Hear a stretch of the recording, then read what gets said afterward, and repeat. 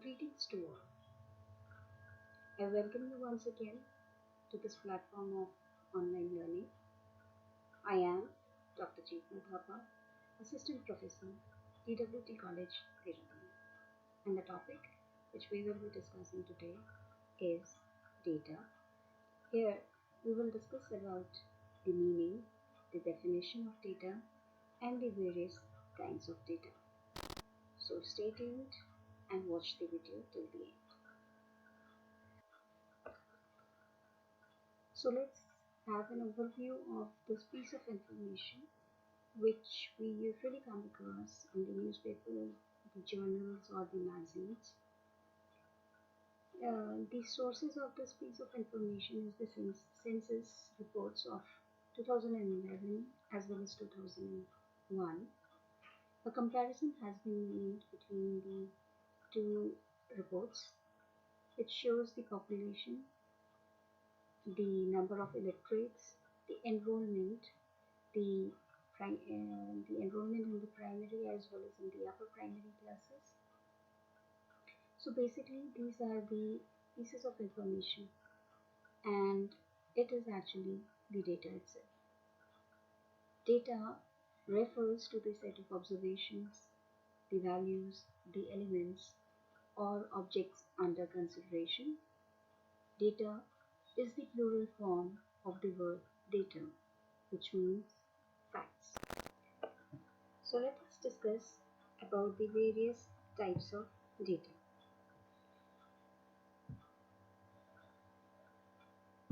The first one is the qualitative data. Qualitative data is when the data is categorical or in qualitative form. It means that it is divided into certain categories.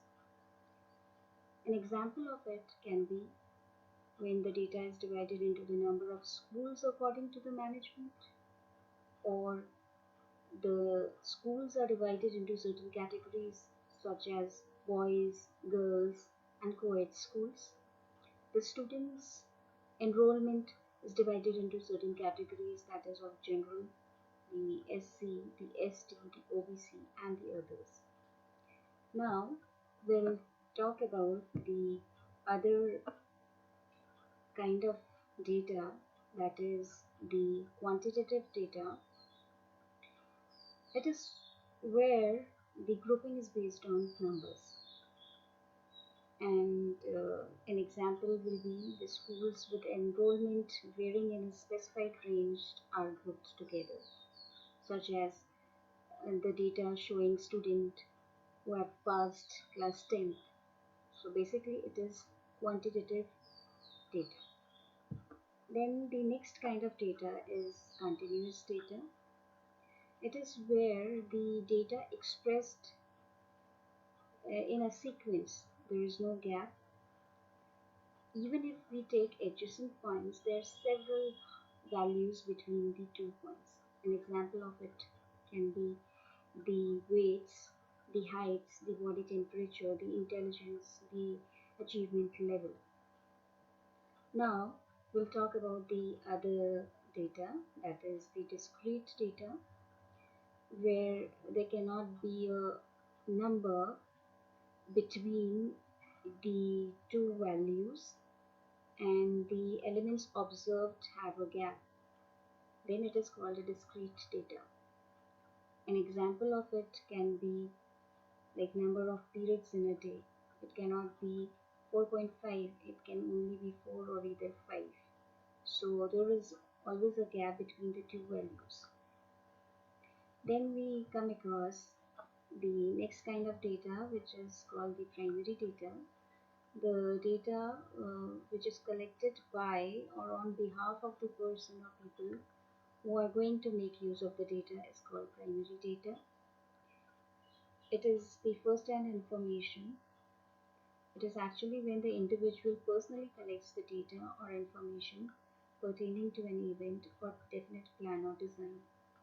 An example of it can be the official records or the data through an interview.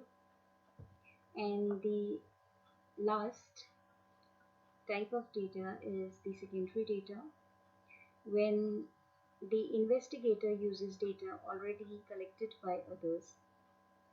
It is the second-hand information. An example would be the attendance of the children, which is collected by the teacher, class teacher itself, and some investigator wants the data and he can collect it from the teacher, which is the attendance which is already collected for hand, and the data is used by the person other than the people by whom or for whom the data is collected. These can be, the examples can be the information which we get from the news or the journals. These are basically the secondary data.